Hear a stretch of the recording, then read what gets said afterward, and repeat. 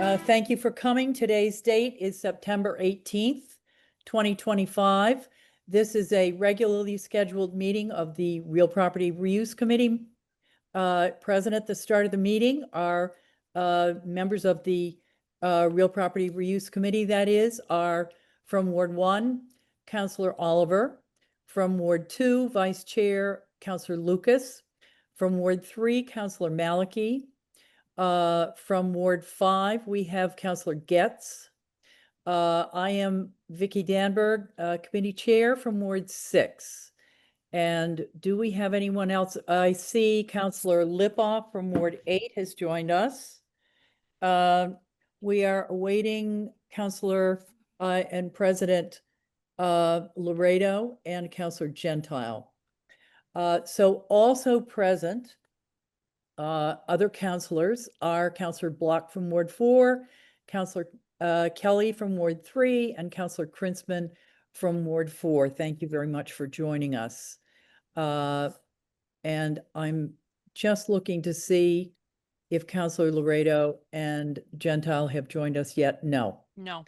Also present are Shaylin Davis Iannaco. I hope I pronounced that right, Shaylin, who is our Newton Housing Program Coordinator. Our Assistant City Solicitor, Andrew Lee. Our Director of Housing and Community Development, Laura Kreitzer, is here with us. Our Committee Clerk for the evening is Danielle Delaney. Thank you very much for stepping in, Danielle.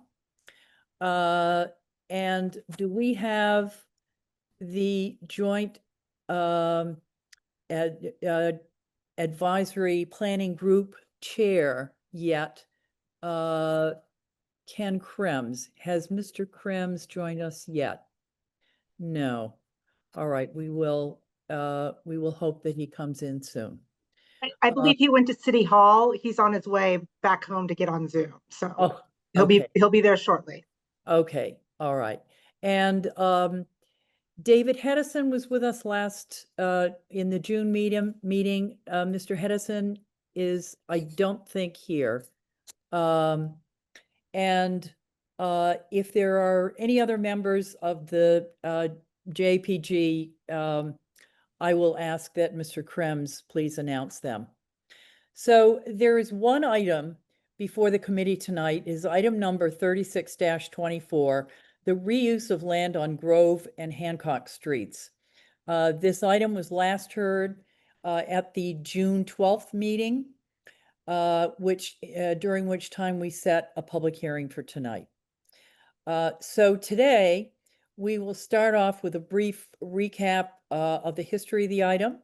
Newton Housing Program Coordinator Shaylin Davis Iannaco, why don't you start us off, Shaylin? Unmute. I think she's having trouble unmuting.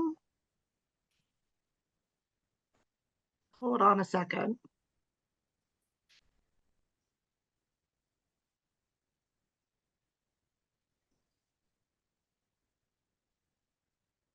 I think the default setting might have been to not allow people to unmute themselves. Yeah, let me see if I can. It was. Thank you so much, Councilor Maliki, and thank you for allowing me to unmute myself now. I appreciate it. Thank you, Councilor Danberg. My name is Shaylin Davis Iannaco. I'm the Housing Program Manager for the City of Newton and provided staff support to the Walker Center JAPG over the last year or so. We see several JPEG members with us tonight, including Tom Gagan and Abby Glovsky, and I think I just saw the Vice Chair David Hedison join as well. Really sorry if I'm missing anybody, just kind of doing a quick scan here. And like Laura said, our chair, Ken Krems, went to City Hall, but will be joining us shortly, and we'll be presenting a couple of the slides for you tonight. So if it's okay with everyone, I'm going to go ahead and share my screen. I just have a brief presentation with background, and then Ken will take over and discuss the JAPG's recommendations, and then I'll take back over for some next steps.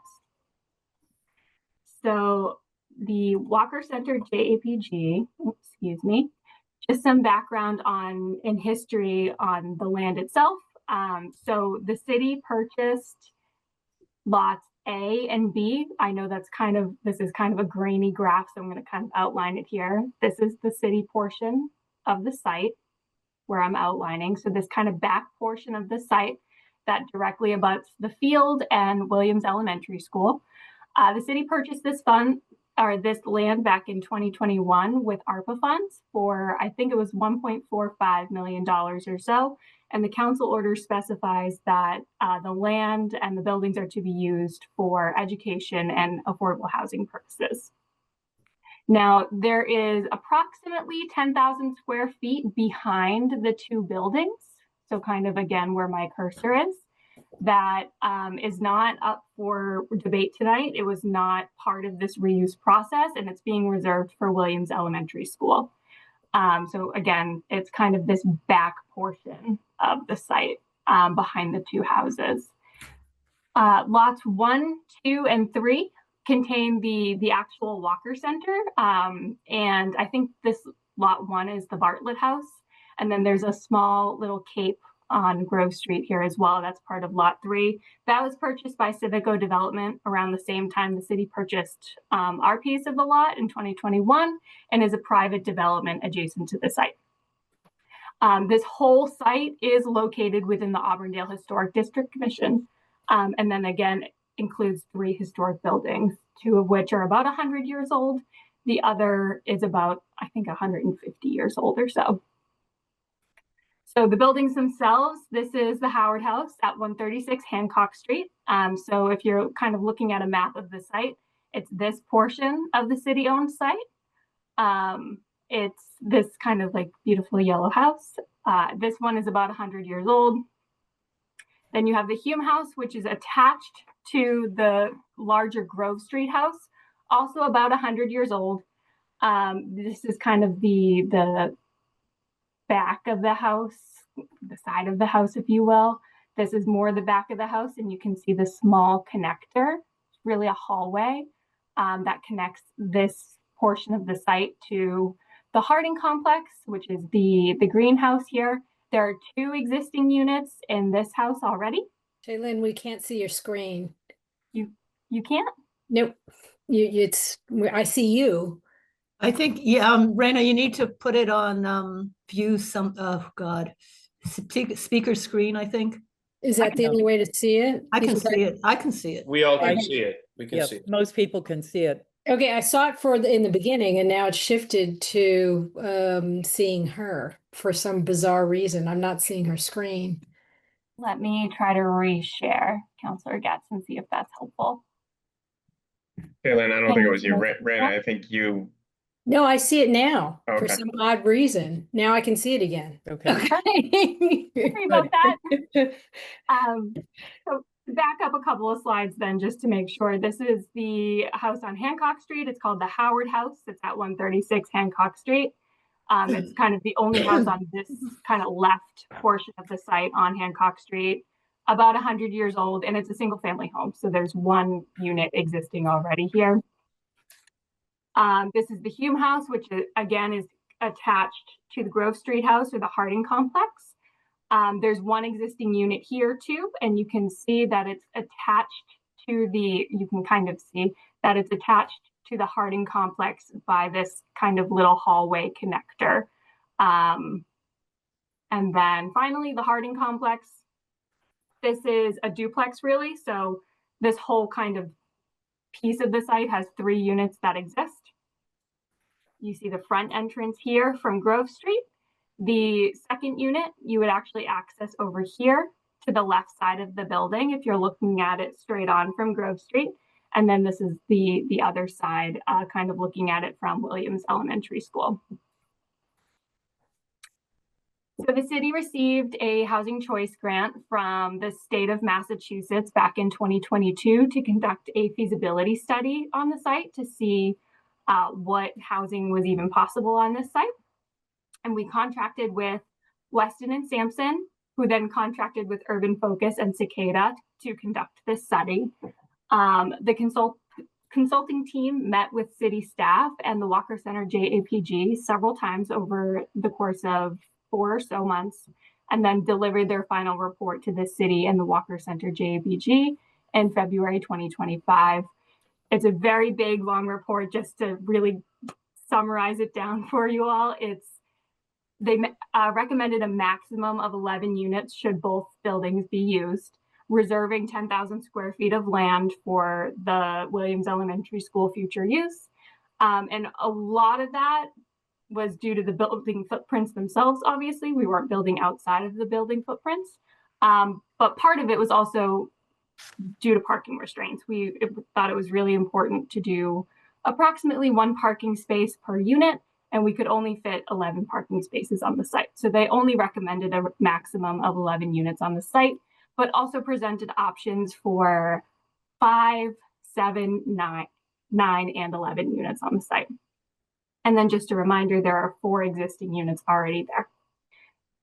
And then additionally, due to the size constraints, they recommended pairing this site with an additional site to increase the financial feasibility of the project. Typically, smaller projects have higher per unit costs that can be unsustainable for the project long term. Now, switching back over to the JABG process and timeline. So the Real Property Reuse Committee made an initial determination to make the property available for sale or lease back in June 2024, which automatically triggers a JABG. Mayor Fuller and City Council President Laredo appointed 9 members to the JABG by August 2024, and the JABG had their first meeting that month as well. They continued meeting through April 2025, actually, but requested a 90-day extension back in January 2025, as the JABG is supposed to deliver its report within 180 days, but needed some additional time to deliberate and communicate with other city departments and committees. One of the committees that they spoke with during this time was the Auburndale Historic District Commission.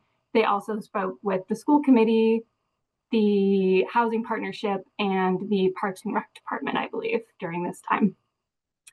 The JABG voted to recommend 2 options for this site and delivered their final report to the Real Property Reuse Committee in June 2025. And I think I saw Ken join. Is that right? Yes. Mr. Krems? Yeah, I'm you here. with us? Yes. Okay, here. I think instead of moving now to Attorney Lee, let's skip to you since you are here and ready to give you your recap on the JABG proceedings. Okay, great. And thank you, Ms. Kreitzer for and Ms. Davis. Go ahead. All right. Okay. So I'm Ken Krems. I'm the chair of the Walker Center Joint Advisory Planning Group. Our committee took our job very seriously. We spent a lot of time on this. We had lots of meetings. As Shaylin stated, different members of the committee went to the Historic Commission, to Parks and Rec, to the school committee, school department, and we considered a lot of different options. We all hope that something is done with this site so it isn't just left vacant like it is now, because that would be a real waste.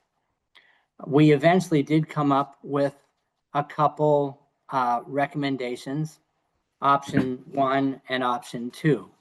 So I'll just go over those right now.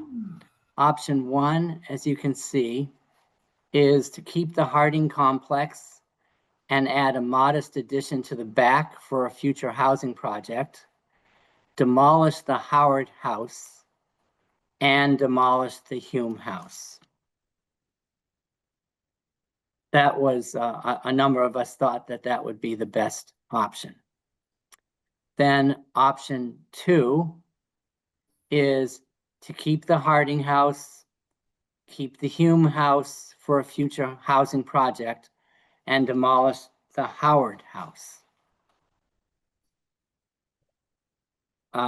Both of these options would retain the 10,000 square feet of land allocated to the Williams School for future use. We all thought it was important to keep that and hopefully have additional open space for Williams to use. And additional open space created by demolishing existing structures would be used to give Williams flexibility for its future expansion needs and also more open space. And the JPG was supportive of an affordable housing component or a congregate housing option for the remaining buildings on the site, but we could not reach agreement on any unit counts at this time. So should there be 3 units of housing? Should there be 6? Should there be 10? We couldn't reach any agreement on that. So we just left that open.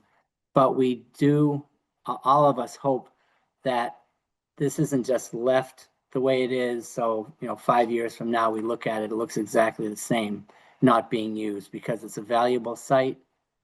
And we all thought that something should be done with it, with some type of housing component, but also open space and also more flexibility for Williams. Thank you. Thank you very much, Mr. Krems. And thank you and your whole committee for the tremendous amount of time and effort and energy that you've put into this project. We truly appreciate it, and you've come up with a great report.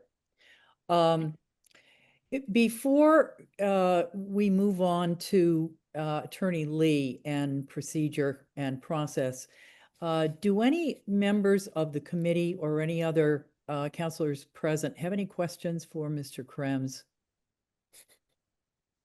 No. I have 2 additional slides as well, Counselor Danberg, when you're ready. Yes, why don't we do those now? Go ahead. Okay, thank you very much. And thank you, Ken, for presenting the JPG recommendations. I appreciate it. Of course. So just some additional considerations for the site. Reminding everyone again, the Auburndale Local Historic District, or the site is within the Auburndale Local Historic District, and any changes to the property must be approved by the District Commission. The Commission has indicated to the Walker Center JPG that they may be unlikely to approve of any demolition on the site. And just a reminder again, the Weston and Sampson study recommended a maximum of 11 units, but also presented options for 5, 7, or 9 units in their recommendation. Again, because of the nature and size of this project, they did recommend that any project of this size really be paired with an additional site to improve the financial feasibility of the project. But there were several options presented. And then for next steps, we're hoping to search for opportunities to utilize the existing structures for housing in cooperation with the Williams School and its future needs for at least 10,000 square feet of the site. We're going to look for other available parcels that can be paired with this site for affordable housing development, thereby making the combined number of units a bit more economical, and then consider the Weston and Sampson recommendations for 5, 7, or 9 or 11 units of affordable housing in the existing structures. And that is all I have for you tonight. Good. Thank you very much, Shaylin. We appreciate all the work that you've done on this too. And now let's move to Attorney Lee, who is going to give us a recap on what the process is moving forward. Go ahead, Attorney Lee. Thank you, Madam Chair. Can everybody see my slideshow? So my presentation is going to be very short because we are close to the end of the process. So we are now at the point where the Real Property Use Committee has to hold a public hearing that is going to be happening tonight. The purpose of the public hearing is to hear the public's views with regards to the future use of the property. Once the public hearing is closed, the Real Property Use Committee has to make a recommendation to the full City Council. And just to be clear for the Real Property Use Committee, what you are recommending is limiting to whether the property be leased, and you can set the minimum sale price and specific use characteristics of the property, like being used for affordable housing, for example, or recommend that the property be retained by the city. Within the choice of it being retained by the city, you really have 2 choices. You can choose to have the property go back to the sending agency, here being Public Buildings, or you can make a determination, a recommendation that the property be transferred to another department for a different use. Once the recommendation of the Real Property Reuse Committee is made to the full council has 60 days to act on that recommendation. And to be clear, what the city council is voting on is a resolution to the mayor, essentially their recommendation to the mayor of what should be done with the property. If the recommendation is to lease the property or to transfer the property to a different department for a different use, that will require a 2/3 vote. Once that recommendation is made by the full city council of the mayor can take the appropriate action. And if the mayor seeks to lease the property or transfer, she can only do that with the recommendation of the full city council. And that's it. I'm happy to answer any questions about the process and next steps. So if anyone has any questions, please raise your hand. Yes, President Laredo, go ahead. Thank you. Attorney Lee, I just want to make sure I get clarity on process here. So number one, we have no authority to recommend sale. Is that what you're telling us? That's correct, because the limitations of the disposition from Public Buildings was for lease, and they determined they needed to retain the fee interest. Okay, so I just want to make sure we're all on the same page for rules. So lease, is there any limitation on the length of the lease? There's not. All right. If we transferred the property, I'm sorry to interrupt. Actually, I missed one piece because if you're leasing the property with the buildings on it, we are subject to a lease term of 65 years. That is a rule that is just applied to the city across the board. If it's just the land that you're seeking to lease or a portion of land, then there is no limitation. well, but if there's a building on the land at the time you lease it, you're limited to 65 years? That's right. Okay. So as part of our vote, can we divide the property in two with a portion of it being transferred to, say, the school department and the balance being leased? I believe so. You can make a recommendation with regards to portions of the property. And what authority, what can the mayor do in light, just to be clear, what can the mayor do in light of whatever recommendations provided?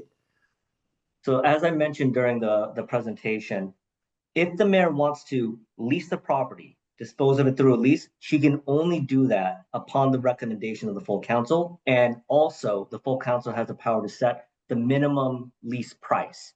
Okay. That's by the way, just a floor. There's, the mayor can Sure. do a larger amount for whatever the rent would be. Also, if the recommendation is to transfer the property to a different department, the mayor can only do that transfer with the city council's approval. Now, also to be clear, the mayor isn't bound to do anything that is recommended by the city council, in the sense of if the recommendation is to make it available for lease or to transfer it, the mayor could do nothing with it and just have it stay with the Public Buildings Department. So just to be, forgive me for repeating your comments, but I just want to understand. So the mayor cannot lease or transfer without the approval of a 2/3 vote of the city council, but the mayor has the authority to do nothing essentially in spite of a vote of the city council to do something. That is correct. Got it. Thank you. Appreciate the clarity. Thank you, Madam Chair. Thank you, President Laredo. Anyone else? I don't see any other hands.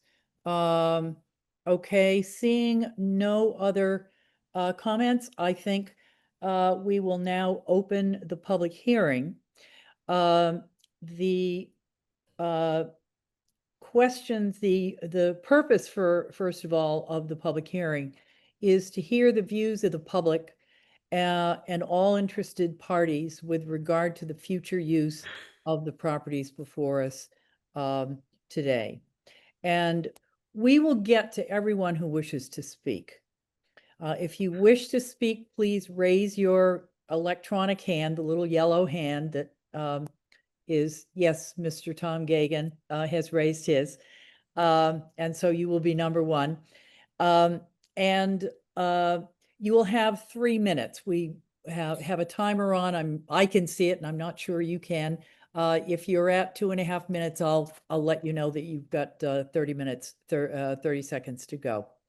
And if you cannot find your electronic hand, wave your hand so that either I or Ms. Holden will hopefully see you and put you in the queue. And so please keep your comments brief. If you can, don't repeat what someone else has said, except to say that you agree with the previous statements. And when we have gotten to everyone who wishes to speak, I will then bring the discussion back into committee, and everyone is certainly welcome to state here what the committee has to say. I see that we've got some people that are eager to speak, so let us, without further ado, start with Mr. Gagan, then Schwerian, then I believe Abigail Glovsky, then Silverman, then looks like Leisman. Let's start with Mr. Gagan. Go ahead. Unmute. We need you to can you unmute Mr. Gagan, please? He may not be able to unmute. He may have the same issue. There we go. There we go. Okay, good. My name is Tom Gagan. I live at 32 Fern Street in Auburndale, and I was a member of the Walker Center Advisory Group. The land under discussion tonight is a narrow, odd-shaped parcel. In hindsight, purchased by the city might not have been the wisest use of $2.45 million in federal emergency money. But it's Newton's property now. The city council, in its order of taking, decided that it would be used for school and/or affordable housing purposes. What to do? We in the advisory group spent 8 months trying to figure that out. Any option we chose would involve a significant amount of public spending. Although in our final report, we endorsed housing for part of the site, our research found that getting financing would be a formidable task, complicated by the need to preserve historic buildings. And the land must be used for a public purpose. And the worst thing the city could do is let it sit neglected with the buildings slowly decaying. I suggest that this committee and the full council follow our final recommendation, which is to demolish the Howard House on Hancock Street and put the land to an educational use. And I believe this should be the expansion of the Williams School playground. This playground is among the smallest at city elementary schools. Grass on the soccer field is ground down by all the activity. Expansion would relieve the pressure on the existing field and allow new options for recreation that would appeal to children of different abilities. Expansion of the field would also allow the Williams School to be rebuilt with a larger footprint. However, any such plan is far in the future. I hope the city would expand and improve this field now without regard to future construction plans for the school. In the meantime, our group recommends the city explore the option to convert one or both houses on Grove Street into housing with a public purpose. But let's be honest, financing will be difficult to obtain for this small, complex site. Please consider expansion of the Williams Playground without waiting for the housing plan to be finalized. Otherwise, I fear that $2.45 million will be wasted. Thank you. Thank you very much. You're well within your time. Carolyn Schwerian, I believe you are next. And Carolyn, you need to unmute. You need to unmute. Yes, thank Yep, you. good. Go ahead. You know, I would like to come back on later and have you speak with or hear from Abigail Glovsky and David Hedison and anyone else from the JPEG committee first. Fine. That is right. Okay, that sounds Thank good. you. Ms. Glovsky. Hi, good evening. My name is Abby Glevsky. I'm at 338 Central Street in Auburndale. I am the PTO president at Williams for the past 3 years and a Walker Center JPEG member. I know much of what I'm about to say has been documented in our report, but as PTO president, Williams parent, and a neighbor, I would be remiss to not comment tonight. I'd like to start by emphasizing that the city-owned land adjacent to Williams is a once-in-a-generation opportunity to benefit Williams, the Auburndale community, and the city as a whole. Therefore, it is my opinion that the land should be used for educational and/or community purposes. While affordable housing stands as the foremost consideration for this property, the land contains houses and houses are for people, so this prospect of building affordable housing at a time when the city and state needs it is more than tantalizing. But even if the city were to build up to 11 units, which is unlikely that the site could support, the modest gains do not outweigh the huge needs that the property could address if devoted to educational uses. Among these needs are, number one, the current configuration of the parking at Williams requires children to cross an active parking lot in order to gain access to the playground and fields, posing an extreme safety risk. With additional acreage, the parking lot, fields, and playgrounds can be reconfigured. Two, the Williams School is currently in need of conference space, flex space, and office space. Currently, staff and children struggle to find places to meet that allow the privacy that they need to be effective in their interventions. The school also needs facilities to better accommodate the needs of children with acute disabilities who attend the Reflections program at Williams. It is possible that the school's need for space is going to increase in coming years with the prospect of over 700 units going in at Riverside. And among all the elementary schools in Newton, like Tom said, Williams School has one of the smallest playgrounds and playing fields. There's also no play structure suitable for the children in the Reflections program. A more subtle need is keeping Williams viable. As the school committee reassesses the neighborhood school model for Newton, we face the reality that smaller schools like Williams may close. If the city devotes the Walker Center property to housing, Williams will be landlocked and constrained in its growth, and therefore more likely to be on the chopping block. Closure may be Williams' destiny, but until that is determined by a thorough process, the city should reserve the land for Williams so the school committee has maximum flexibility and options. In conversation with Chris Bresky and Rajiv Parlikar, they both emphasized that giving up the space could have adverse effects on the future of Williams. They both agree that a long-term lease would be a huge problem when the conversation about Williams and potential renovation is discussed. Wrap it up, 20 Yeah. se- 20 So in seconds. conclusion, while there are many places in the city more suitable and cost-effective for housing to be built, there's only one place that Williams can expand its footprint, and that is on this property. Thank you. Thank you very much, Ms. Glubsky. Ted Silverman. And I should mention, please state your name and your address in Newton for the record. Ms. Glubsky, your address is?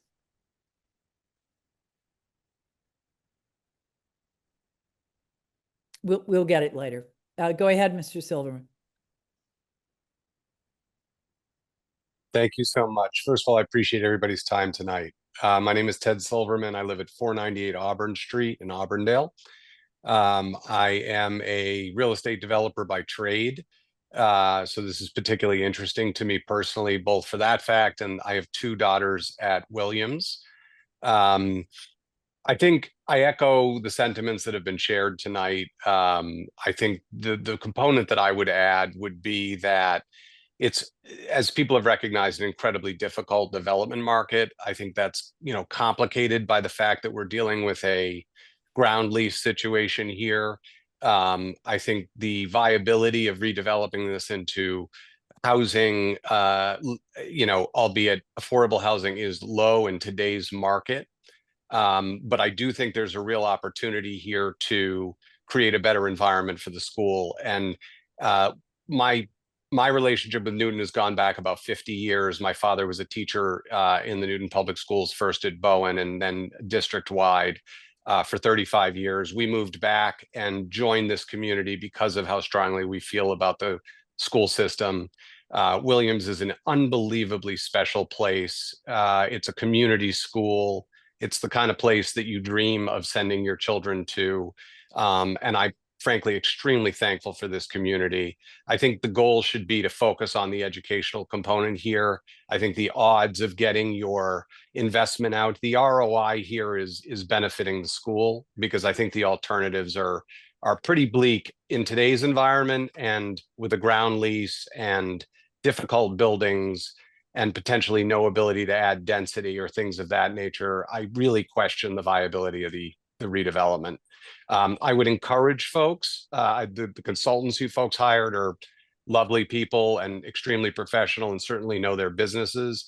I think the most practical way to explore the viability of the affordable housing component would be to offer up sort of a RFP or RFQ to some local developers, maybe involved in other projects in this city. I can think of one down in the center of Auburndale that's been struggling for a few years now, for them to put forth their ideas and perhaps carve off the back of the site. If the house can't be demolished, that could be a community center.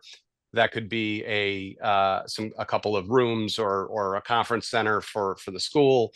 But I really would encourage people to get, developers' opinions on what, how big, what makes sense and what's viable, because we can all sit in a room together and come up with great ideas. But if there isn't money behind it, if there aren't people excited to activate it, it's all going to be for naught. Thank you. Wrap up, Mr. Silverman. That's what I got. I appreciate everybody's Excellent. time. Okay. Thank you very much for the comments. Amanda Leisman, name and address, please. We need to unmute you. Now can you hear me? Yes, now go ahead. My name's Amanda Bathory Leisman, and I live at 280 Central, and I have two kids who go to Williams as well. I have a kindergartner and a second grader. I also grew up in Brookline. My mom went to school in Newton.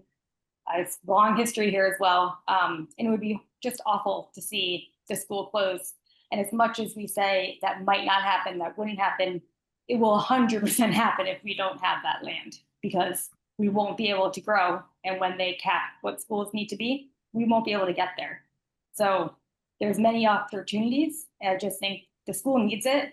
And in general, I would like to not have the school closed. And as much as we say, oh, maybe someone will borrow it and then we'll get it back, that probably will never happen. And once that's gone, the city will see it as this is as big as Williams can get, and that's it. And it'll just be a shame. It's such a great school. It's a great community. I would love to see it grow. I would hate for it to close just because we're hoping to make some money else in housing. So that's all I have. Thank you very much, Amanda. Next, we have David Hedison, who is Vice Chairman of the JPG. Go ahead. Good evening, everyone. My name is David Hedison, 215 Waverly Ave, member of the committee and professional in the affordable housing development arena. We did also reach out to the Newton Housing Authority, who had stated they were not interested at this time. So I wanted to make sure that was on the record as well. So if we had unlimited funds in this city, maybe I could say it would be a good site for affordable housing. Because of the limited number of units that could go on the site, we'd be looking at somewhere upwards of $1 million per unit at this site. A 6-unit development, approximately $6 million. 8 units, approximately $8 million. Now, when you take an old historic building like that under protection, and you're going to rent it to affordable households, how are you going to generate enough income to maintain an historic structure in an historic area? I love affordable housing. I love providing housing for families. But if it's not a plan that makes sense financially, I would just say we may need to look at other options. The option that was recommended for me in my vision was if we were able to take option 1, the oldest house, the Italianate house, and build off the back. There is potential to have a home that could be considered like a group home for individuals that maybe have been living with their parents, their whole life, and they need to find another place to live. 11 individuals that do not drive in a group home environment or congregate environment could be feasible by a private agency, mission-based, with their own source of funding that can develop a smaller scale development. And the rest of the site could be opened for the school. That really was my only glimmer of hope on this site. The idea of using historic tax credits, whether state or federal, was a really nice idea. But the problem is, the moment you start touching a building, anything after 1974, you cannot touch or remove. It makes you ineligible for your state or federal tax credits. So I would just say, option number one was the best we could come up with. It's a difficult site. In hindsight 2020, 2.45 million may not have been the best use for this site. But thanks so much.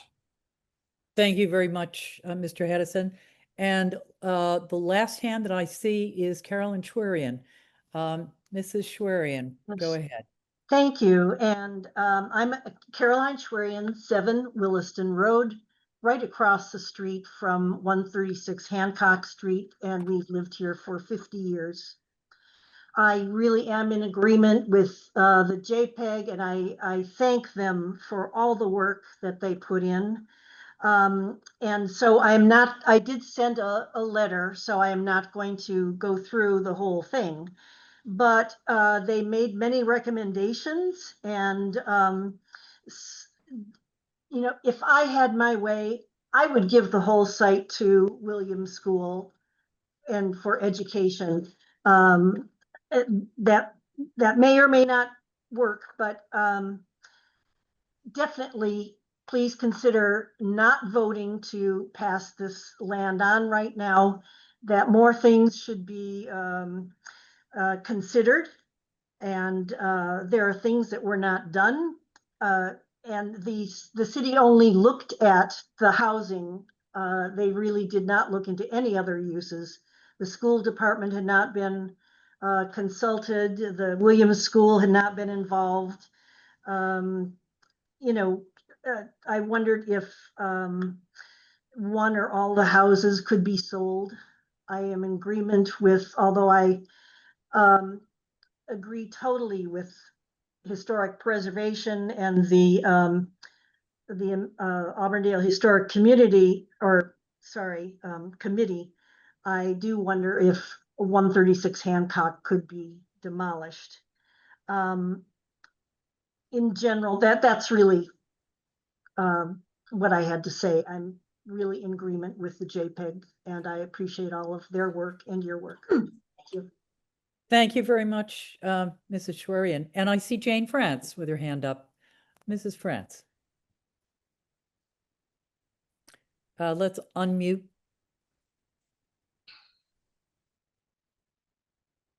There, great. There, good. Thank you very much. My name is Jane Franz, and I live at 12 Glastonbury Oval, and I want to speak in support of preserving as much space as possible on this site for educational purposes and as an open space for the Williams School community.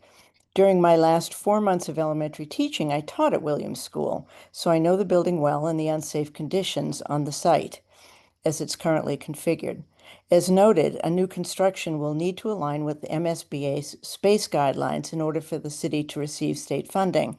And as we've seen with other new elementary schools, there's a need for a maximum flexibility in order to comply with these expanded space guidelines. A new building will also need to use the outdoor space differently than its current configuration. In addition to addressing the current safety concerns as it's now configured, a new expanded building will need a regular playground and additional accessible playground equipment and a separate kindergarten playground. On a final note, a number of other schools have nearby open spaces. I live near Zervis, within walking distance of its playgrounds, Richardson Field, and Cold Spring Parks. My sons attended Cabot School, and the Cabot Park was used daily during and after school and on weekends. 3 of the 4 middle schools and high schools have substantial outdoor space. The Williams School site is the only nearby designated open space in this area, and so preserving as much open space on this site becomes all the more important. I urge you to to maintain as much of this site for educational purposes, both as a new facility and for its outdoor spaces. Thank you very much. Thank you very much, Ms. France. And I see a hand up, but the screen has gone dark and I cannot, it says David. And then Rose Day. Can we unmute? Chair Danberg, you have someone identified as A as well, too. Okay. Next. All right. Let's start with, yes, David, then Rose Day, then A. I'm sorry, I do not have any other ID other than letter A. Go ahead. Let's unmute David. Okay, am I unmuted? Yes, you are. Okay, wonderful. Name Thank you. and address, please. David Levoy, 360 Central Street, in Auburndale, of course, and down the street from Williams School and from the site. And I agree with everything that Jane said. I don't have much more to say. People have been very eloquent about this, but you know, preserving that space, reserving that space for outdoor space, possibly you know, extended indoor space, makes a lot of sense and is critical. It's very important for Williams School to remain open. And in my mind, both of our children went to Williams School, a wonderful neighborhood school, and it would be really tragic if it were to be closed for any reason. So I just want to second what almost everybody has said in this meeting. Thank you. Thank you very much. And now let's move to Rose Day. Let's unmute her. Why is there the car? Or I guess they're not even getting that. Hi, I'm Rose Day. I'm at 21 Fern Street. I was also on the JPEG committee. I agree with most of the people who've been on the JPEG committee in saying that the space should be used for a school as much as possible. The only thing I would add is that we don't really know what's going to come going forward. So I don't think that we need to make any immediate decisions yet. And I would like to sort of, you know, see how things play out. The schools department didn't sound like they were really ready to sort of analyze what was happening yet. So I sort of want their input and really hold off on any kind of decisions as to what was going to happen until we really got a good sense from the schools, you know, the school committee as to what they would want to see going on with this, with Williams and the space. Thank you. Thank you very much. Now, letter A, would you please identify your name, yourself, your name and your address? Thank you. Hi. Go ahead. Hi, my name is Ashley Remus. Sorry, my card's not allowing me to change my name on the screen. Okay. Ashley Remus, 15 Williston Road, just a stone's throw from the site. I sent an email in advance of this meeting, so I'll just encourage you all to read my comments there, but I would like to agree with most of what Jane and Abby have said. I encourage the land to be used for educational use as much as possible, green space and multi-purpose field for this city. Those are all things that are very needed in this area. And I'd also like to direct you to the Williams Neighborhood Group email that was sent to all your emails yesterday that summarized a survey that was done by 60-some people in this neighborhood for what our concerns are and what we would like to see done with that land. I really hope that you take in consideration this neighborhood's voice about what is needed here and what's valued in this neighborhood.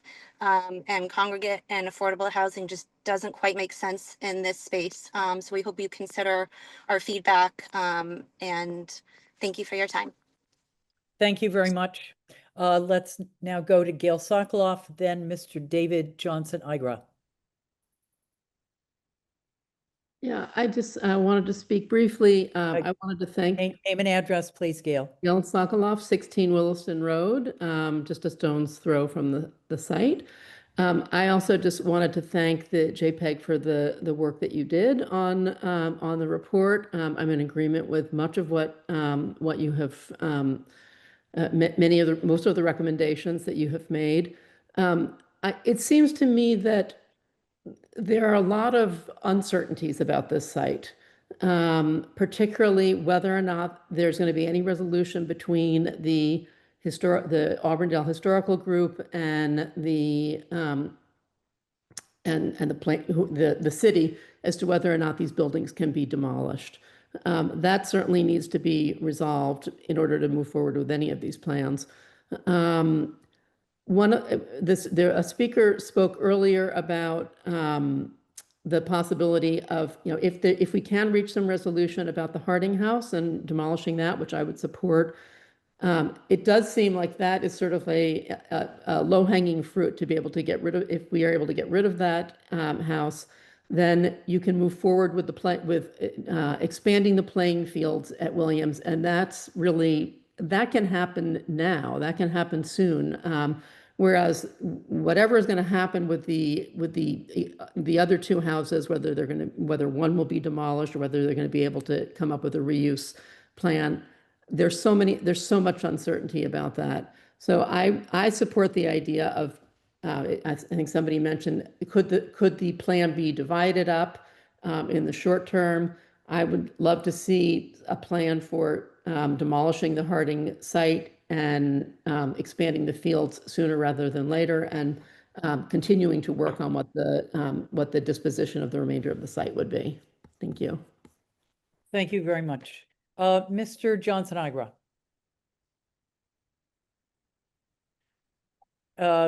Let's get him unmuted.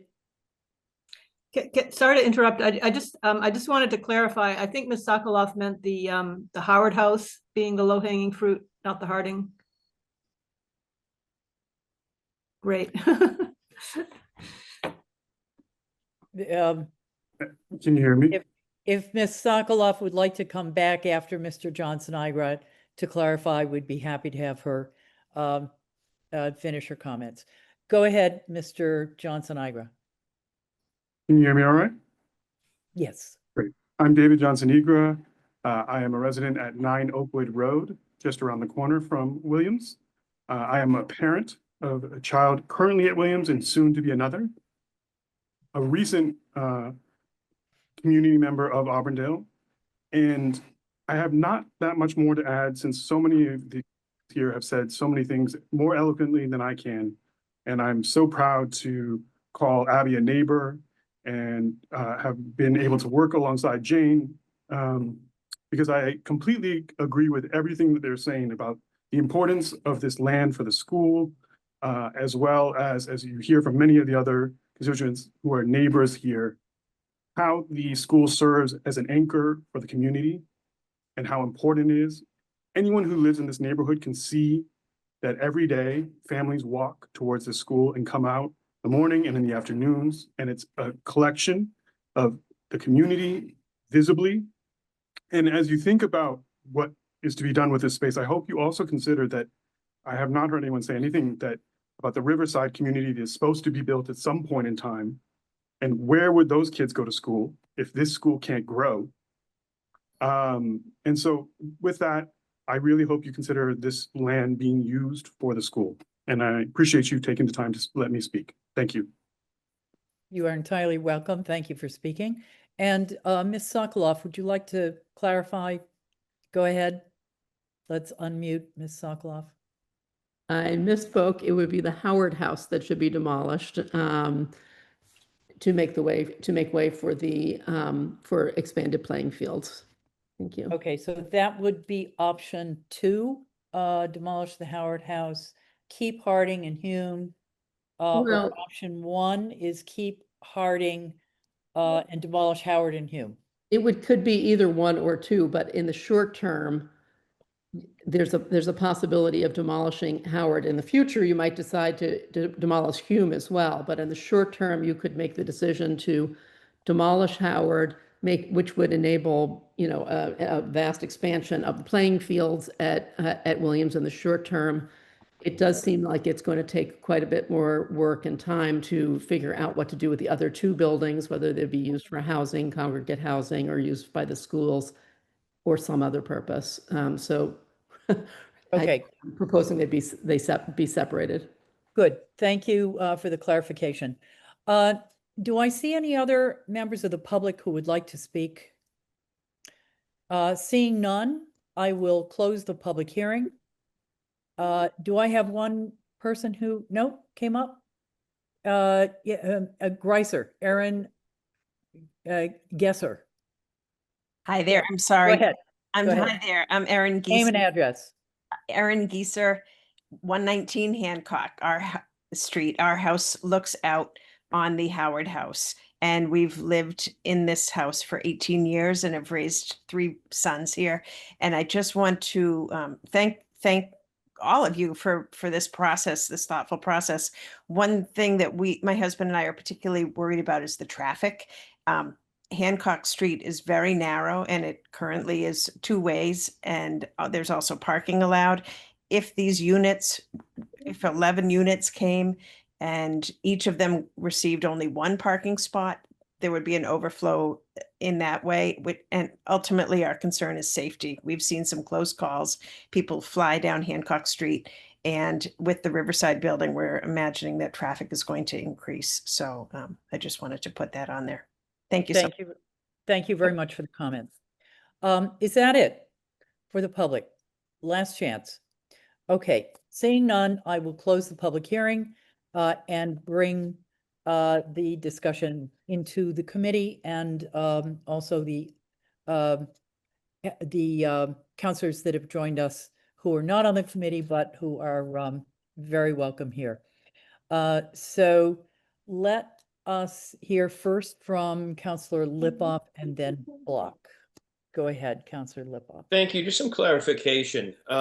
People have said, are advocating for the land for the school.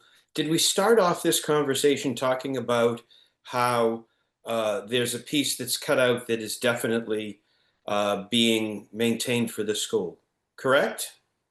Yes, the 10,000 square feet is not in the purview or under this jurisdiction of the Real Property Reuse Committee. That will stay with the schools regardless. We are only talking about the remaining 26,000 square feet of the total 36,000 square feet. The 10,000, we do not have any jurisdiction over. Right. That clarifies that. Okay, so the school's getting that 10,000. Yes. Okay.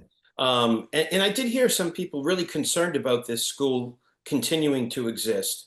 I think we can all say with surety that it is definitely going to continue to exist, especially with the development at Riverside, where the population of that school should increase.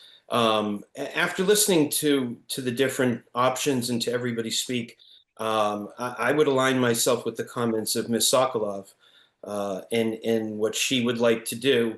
And also if we can have that flexibility, because I don't think that we can, I think it'll take a little more time to figure out what to do with those buildings. But initially and for now, I think that what Ms. Sokolov said makes a lot of sense. Thank you. Thank you very much, Councillor Lipoff. Next, Councillor Block from Ward 4. Let's unmute Councillor Block. Can you hear me now? Yes, now go ahead. Thank you, Chair. This has been quite a process. I'm very proud of the Williams community and the number of people that have become informed about the JPG and have ideas about Williams School and open space, and have recognized that housing was, at least initially, one of the purposes that this land could be used for. I know this site very well. My children went to Williams too.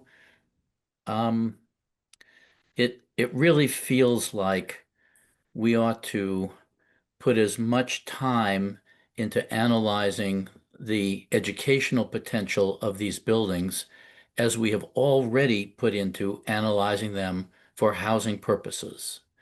I understand the restrictions on the grant, the state grant that funded the Weston and Sampson work, and that was all well and good. I think there could still be a similar effort, and maybe there needs to be a similar effort to analyze the educational, preschool, after school, the current uses that have been listed in a number of comments that we've received from the public regarding the use of this space.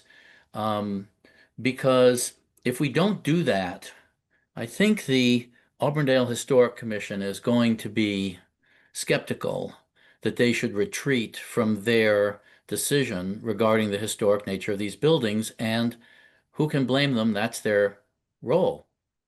And I respect that role. I think we all respect that role. So in order to grapple with this dilemma, if you will, I think that the next steps that were listed initially by Shaylin Davis, I think that there are a few other next steps that should be taken. Now, they will require some funding. Where that funding comes from, that may be something to be discussed.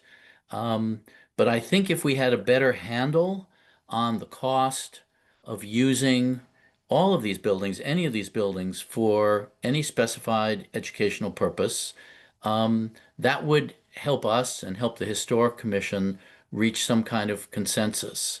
I personally agree with all of the comments about the Howard House, and it is so tempting to see an enlarged field for community use, for school use. I think everybody on the JAPG felt that way, but we do have a responsibility to the Historic District Commission and our commitment to preserving historic structures. So that's my main point. There's one other thing I'd just like to say about next steps. Once upon a time, houses were moved more often than they are these days. They were moved more often when there was more open space. And for whatever reason, the location of a house didn't make sense anymore because of street layout, or it was on a new property line. There are places where the Howard House could be moved within Lower Falls and perhaps Auburndale.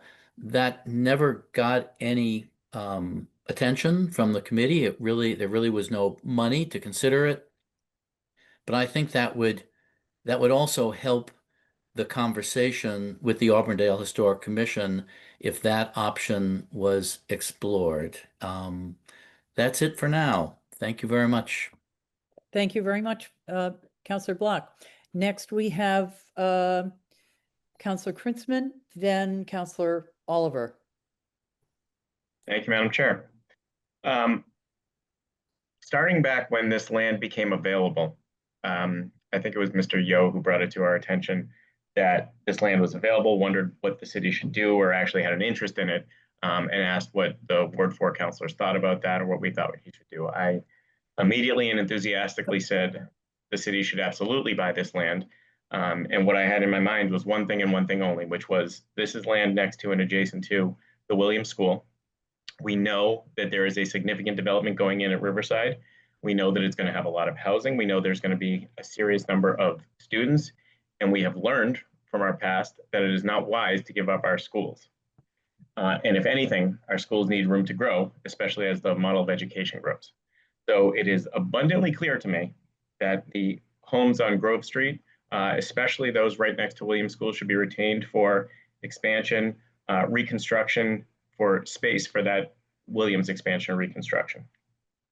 In addition, through my work on the Programs and Services Committee, I have become very aware of the constraints and deficiencies that we as a city have in terms of our recreational fields. I think many of you know I've been working for years to try and get the Williams fields upgraded with some real irrigation and some sources of water for those fields, which are in terrible condition. I would like to see expanded space so that we can do a true reconstruction of that field space, build additional recreational fields in that area. That's the reason why I thought the city should purchase this property, and that is exclusively what I think this committee ought to recommend the city do with this property. Thank you. Thank you very much. I no longer see Councillor Oliver's hand up, so I'm going to go to Councillor Lucas, then Laredo. And Councillor Oliver, please do come back if you'd like to. Go ahead, Councillor Lucas. Thank you, Chair. I'd also just want to thank the JPEG for the work that they put in over the almost year that they put in. And I also want to thank the members of the community who have sent us emails over the last few days about what they think is best. And of course, the people who commented tonight so far. Thank you all. To me, this is an easy decision. Our options are essentially doing nothing, transferring the land and the properties to another department, or leasing the land by setting a price. We should transfer the entire land and the buildings to the purview of the school department and the school department only. Yep. This is a once in a lifetime opportunity to expand the Williams School. Agreed. Thank you. Thank you, Rose. It's okay. Would you, Rose, kindly keep your comments to yourself. Thank you. Right now, we're only dealing with the city councilors. The Williams School has the second smallest playground out of all the elementary schools in Newton, 1.1 acres. Riverside, if that special permit is approved, and of course, if it is developed, which I mentioned the other night, is expected to bring 70 students to the Williams School. Turtle Lane, if that project ever gets underway, that is also going to bring more students to the Williams School. And Auburndale is in the BCOD, or the MBTA zoning. So the potential to increase the population in Auburndale and Lower Falls to that extent is going to increase. We heard from many comments tonight, which I won't repeat, but giving this land to the school department is the best course of action we can take tonight, and then at the full city council. I guess that's it. That's all I need to say for now. So all set, Chair. Thank you. Very good. Thank you very much, Councilor Lucas. And now we move to Councilor Laredo, then Getz. Thank you, Madam Then Chair. Mallory. All set, Madam Chair, may I proceed? Go ahead. So I very much appreciate the comments of my colleagues from Ward 4 and Ward 2. I too think the best use of this property is for the schools. And let me just offer some thoughts here. Number one, I certainly share Councilor Lipoff's hope that we're not closing this school, period. There is always a tension if enrollments drop or they stay flat to look to consolidate. Not something, by the way, I want to be clear, not something I favor at all. But if we want to plan for the future, you have to make sure there's sufficient land available to plan for the future. And whenever you have land next to a school building and you know you're going at some point in time, whether it's 5 years, 10 years, 15 years, wherever Williams falls on that spectrum, you need to have the land available to do it. And while I'm very glad the city acquired the land, it probably was a mistake, frankly, to come in and say, well, we're going to build housing here. Not that housing's not a very important need, but I think Mr. Hedison really stated it quite clearly that when you are dealing with a historic property like this one, you can't just think about the cost of it alone, which, by the way, would be very expensive on a per unit basis. But you also got to think about what it's going to cost to maintain something. And if we're going to use finite amounts of money for affordable housing properly, we need to be thinking about those factors up front as we look to build affordable housing. We need to get the biggest bang for our buck. So my strong view here is we ought to transfer this land to the school department, probably makes sense, I think, to take one house and knock it down now so you can really start to use an athletic field or a play space now and not wait 5 or 10 years. And then with the other areas, you can look as to whether you would use that for expansion space. If you could use the existing house for some school-related purpose, I'm certainly quite open to either of those, but I think that's the simplest and best way to proceed. And I think it's the one that makes economic sense. So I'll leave it at that. Thank you. Thank you very much, President Laredo. Next, we have Councilor Getz, then Maliki, then Oliver. Thank you, Chair. I actually am supportive of what has been spoken by the prior counselors, Lucas and President Laredo. But I'm a little concerned about process right now, because it seems as if, and this is where I go to Andrew Lee, because it sort of seems as if we are in a status of needing to make a recommendation. And there seem to be, two potential recommendations: that the property be leased or that the property be retained by the city. So that's the piece where I'd like to know if in fact we want it to be held by Public Buildings. What's our next step? Do we then say we want to reclaim the property and that it goes back to Public Buildings, in terms of the process, because I don't think that it's wise to, let it leave us, in reuse, because I don't think that that's what I'm hearing in terms of the will of the committee as of yet. So is Andrew Lee? Andrew Lee, Attorney Lee, would you like to speak on that, please? Actually, I think I have a question for Councilor Getz for clarification on what it is that she's asking. What do you mean by leave the reuse committee? Well, because it seems as if in your sequence of steps, the third step was that the committee makes a recommendation to the full council. So I didn't know whether or not we want to retain the property within the reuse committee, and whether or not we're even able to do that, or that it's sent back to Public Buildings. That it actually is not land that we want to dispose of. Do you understand what I'm asking? That it actually stays, is it too far down the reuse property pipeline?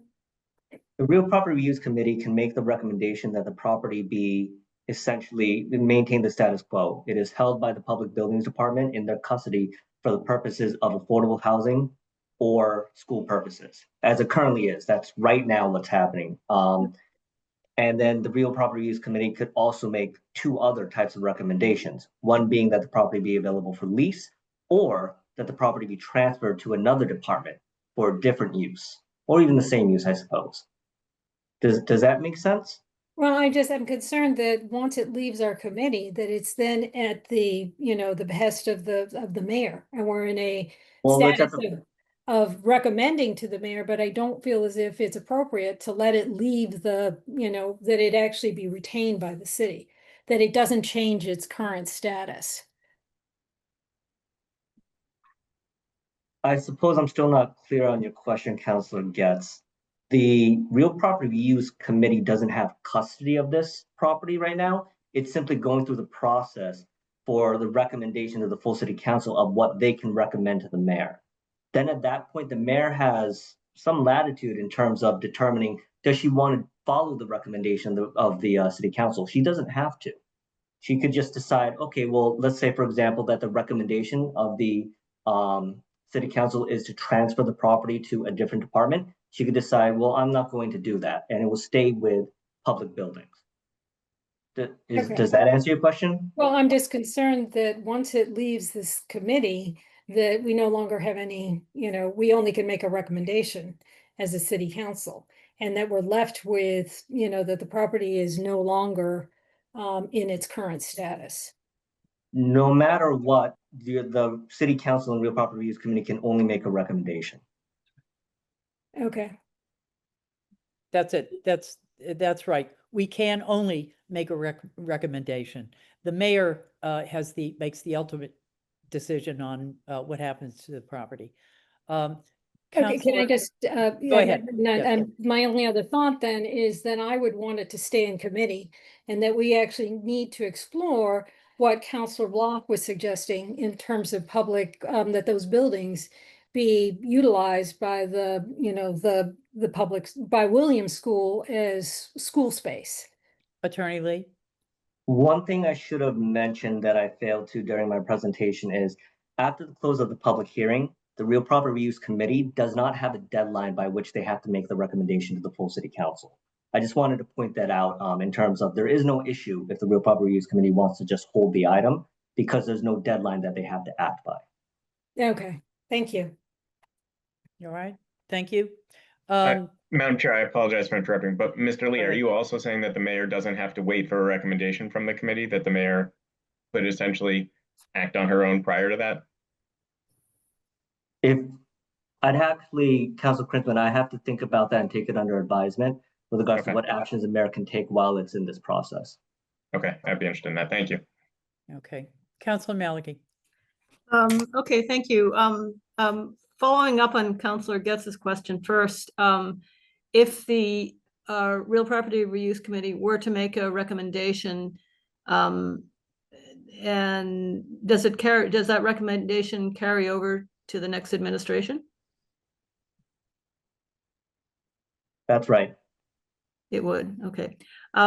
Okay, so back to substance. Yeah, I agree with the overall sentiment to keep this in some capacity for the Williams School current needs and expected future needs. I also would not want to see this school closed, having not lived through personally, but been around for the closure and subsequent regrets of past school closings and wishing we had space that we had given up.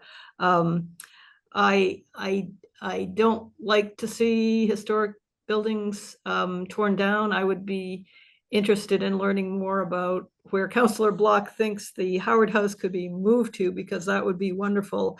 But as people remember, the old senior center got torn down over my objections for a different purpose. And I think to sort of meaningfully add to the space for playing fields, playgrounds, for the school, I think demoing if necessary, the Howard House is the way to go. I would, whether it's building department or school department, I would really like to see the ensure that at least the exterior of Harding and Hume are fixed up and stabilized. You know, I think we've heard at previous meetings that of the JPG that yes, they're stable, but they kind of don't look it. And I would like to see that done just to show that they're not going to get worse.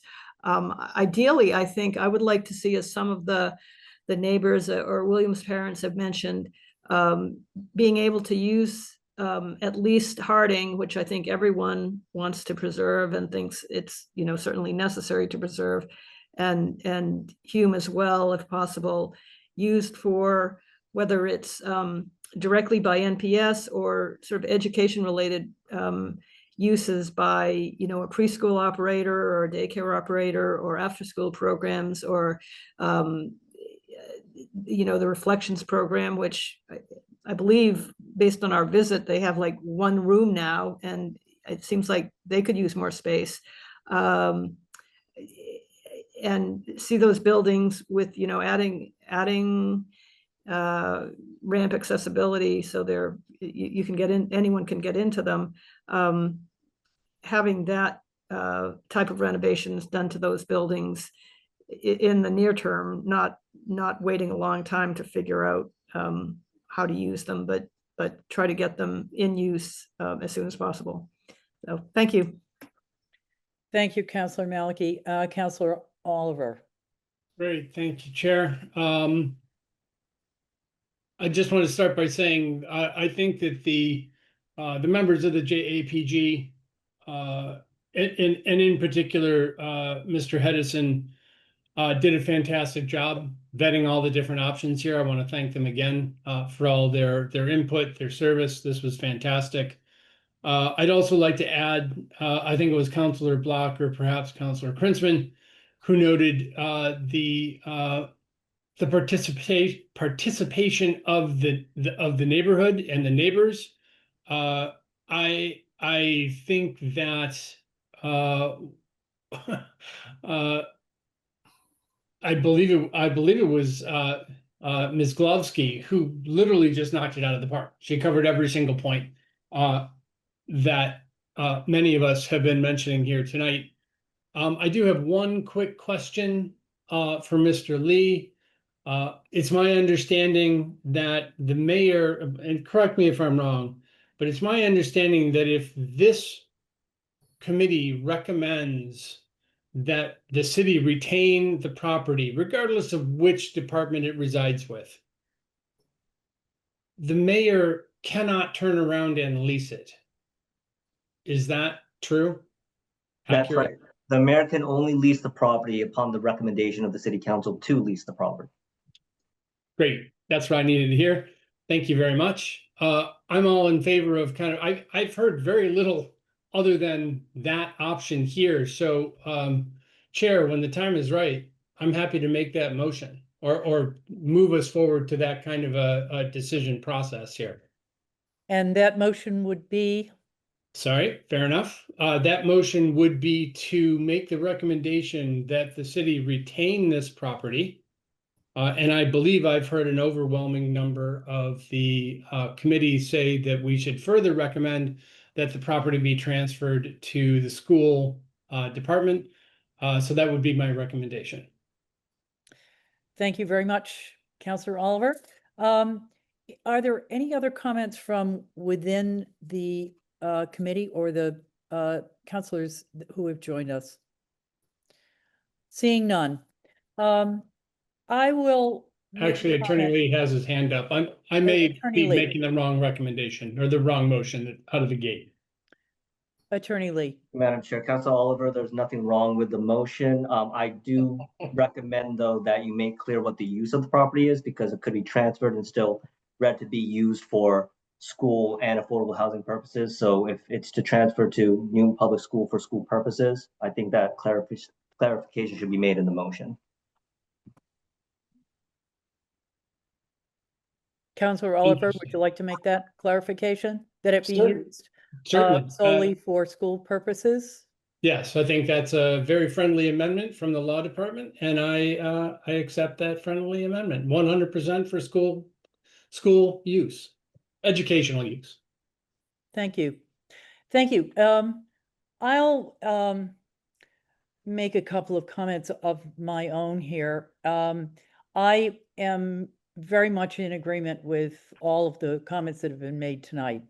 In the 1980s, those of us who were alive and cogent back then remember that Prop 2.5 upended municipalities everywhere, and leaders of municipalities were desperate to replace the loss of property tax. There was a loss of school-age population at that time throughout the state, although pediatricians and pediatric dentists were saying, we think there's a baby boom coming because the moms are coming in with toddlers and expecting another one. I had my 3 children in the 1980s, and that's what did happen. But in 1980, several school buildings in Newton were under consideration for housing. We had a lull in population, but the birth data was really beginning to reverse itself. The mayor at that time, Mayor Mann, was urged to lease the buildings to be available for school use at some point in the future. But the people that were speaking to him failed to convince him, as happened in a lot of other towns, as it would reduce the revenue that from a potential land sale. Once we needed the schools, we couldn't locate them in the neighborhoods where we needed them after they were turned into housing, which was very much needed at that time. We need housing today. It's the imperative of the day, but it's also very easy to be short-sighted in reacting to the needs of the moment, which we did in the 1980s, and we suffered the consequences. And although land for housing is very scarce, and I am very much in favor of all kinds of housing, especially affordable housing, land next to schools is a very unique and rare resource. We cannot predict today what's going to happen to our schools, but any decision that we make is going to mean trade-offs. And I think the biggest mistake we made in the 1980s was thinking that the answer was clear. It was clear to us back then that we needed money and we needed housing. What we reacted to what we most needed at the moment, and I hope that we don't make that same mistake today. And I think my colleagues are thinking along the very same lines as I am on this, from what I understand. I would be okay with option one, which is to demolish Howard and Hume, because it would give us the opportunity to to keep the oldest structure and add more fields. We would have an outlet on Hancock. We could expand the fields adjacent to the 10,000 square feet on both sides. It would provide maximum flexibility for Williams for its future expansion.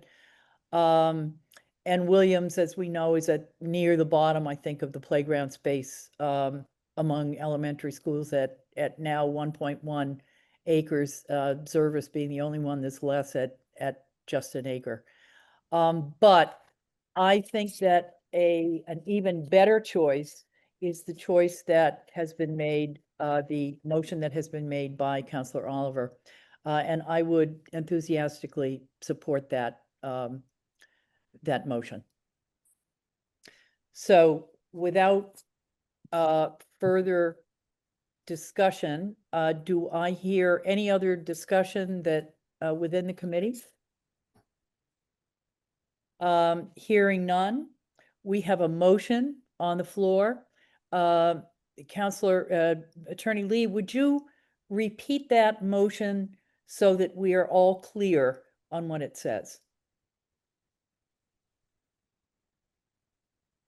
I will do my best to repeat what I heard the motion to be, but Councilor Oliver, please let me know if I missed something. But I believe that the motion that Councilor Oliver made was to recommend to the City Council that the property be retained by the city and transferred to the custody and control of the Newton Public Schools for educational purposes. That is correct. All those in favor of this motion, please raise their hand. Oops. In committee, 1, 2, 3, 4, 5. I am 6. 1, 2, 3, 4, 5, 6. I am 7, and we are missing Councillor. I've got both mine up. We're missing Councillor. Doesn't work that way. So I see 7-0 in favor of the motion. Any abstentions, Councillor Gentile, or anyone in opposition? Hearing none, the motion passes 7-0. I think that, well, Councillor Attorney Lee, do we, since we are not leasing, we do not need to establish a minimum price. So that is off the table. Is there any other action that we need to take in this committee? Just close the public hearing, Madam Chair. I will close the public hearing. Thank you. And I thought I did that, but it's now closed. Okay. Thank you all for coming. May I have a motion to adjourn? Move to adjourn. We are now adjourned at 8:30. Thank you all for coming. The job is done. Good night. Good night. Thank you.